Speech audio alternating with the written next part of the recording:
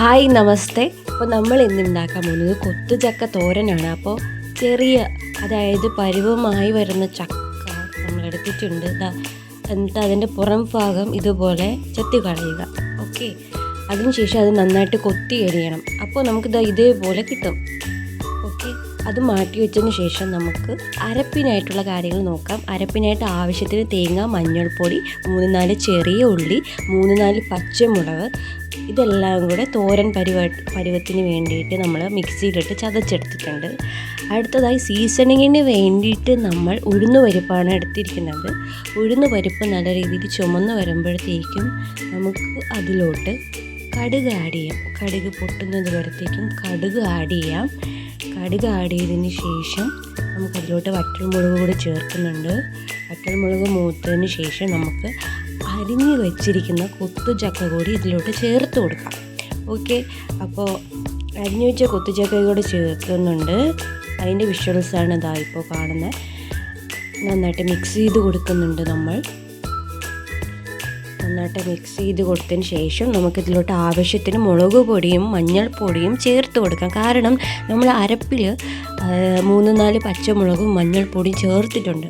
അപ്പോൾ നല്ല എരിവായിരിക്കും. അതുകൊണ്ട് ഞാനിവിടെ കുറച്ച് മഞ്ഞൾപ്പൊടിയും മുളക് പൊടിയും ചേർക്കുന്നുള്ളൂ. ഇതൊക്കെ നിങ്ങളുടെ ആവശ്യത്തിനനുസരിച്ച് കൂടിയും കുറഞ്ഞും വരാവുന്നതാണ്. സോ നന്നായിട്ട് മിക്സ് ചെയ്യുന്നുണ്ട്. ഇത് കഴിഞ്ഞതിന് ശേഷം നമുക്ക് ഈ കൊത്തുചക്ക ഒന്ന് ആവിയിൽ വേവിച്ചെടുക്കണം. ഓക്കെ, അതിന് മുന്നോടിയായിട്ട് നമ്മൾ ആവശ്യത്തിന് ഉപ്പ് കൂടി ചേർക്കുന്നുണ്ട് ചക്കയിലോട്ട്. അത് കഴിഞ്ഞ് നമുക്ക് അടിയിൽ പിടിച്ച് വേവാതിരിക്കാൻ അടിയിൽ പിടിച്ച് കരിഞ്ഞു പോകാണ്ടിരിക്കാൻ വേണ്ടിയിട്ട് നമ്മൾ ആവശ്യത്തിന് വെള്ളം കൂടി ചേർക്കുന്നുണ്ട് ചക്കയിലോട്ട്. അത് കഴിഞ്ഞ് നമുക്ക് അടച്ച് വെച്ച് വേവിക്കാം. അതിന് മുന്നോടിയായിട്ട് നമ്മൾ ഇതിന് മുകളിലായിട്ട് വാഴയില വെക്കുന്നുണ്ട്. വാഴയില കൂടി വെച്ച് ആവിയിൽ വേവിച്ചാണ് നമ്മൾ ഈ തോരൻ എടുക്കുന്നത്. അതാകുമ്പോൾ വാഴയിലയുടെ ഒരു ഫ്ലേവർ കൂടി നമുക്ക് ഈ തോരൻ കഴിക്കുമ്പോൾ നമുക്ക് ഫീൽ ചെയ്യും. അപ്പോൾ നല്ലൊരു ടേസ്റ്റാണ്. അങ്ങനെ ഞാൻ ഇതിന് മുകളിലായിട്ട് വാഴയില വെക്കുന്നുണ്ട്. അത് കഴിഞ്ഞിട്ട് മൂടി വെച്ച് ഞാൻ വേവിക്കുന്നുണ്ട്. അടച്ചു വെച്ചു. അത് കഴിഞ്ഞതിന് ശേഷം നമുക്ക് തോരൻ വെന്ത് കഴിയുമ്പോൾ നമുക്ക് അതിലോട്ട് അരപ്പ് ചേർക്കുന്നുണ്ട്.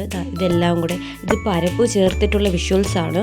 അരപ്പ് കൂടി ചേർത്തിട്ട് എല്ലാം കൂടെ സെറ്റ് ചെയ്തിട്ട് അരപ്പ് കൂടി വേവാൻ വേണ്ടി നമ്മൾ ഒന്നുകൂടി വാഴയില വെച്ച് അരപ്പ് നമുക്ക് വേവണമല്ലോ ആവിയിൽ. അങ്ങനെ ഞാൻ വാഴയില കൂടി മൂടി വെച്ചിട്ട് ഒന്നുകൂടെ ആവിയിൽ വേവിക്കുകയാണ്.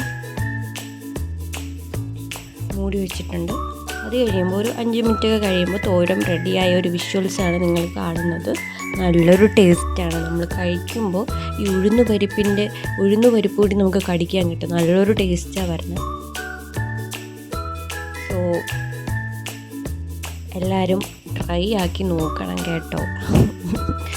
ഓക്കെ, അപ്പോൾ thank you so much watching my video. By.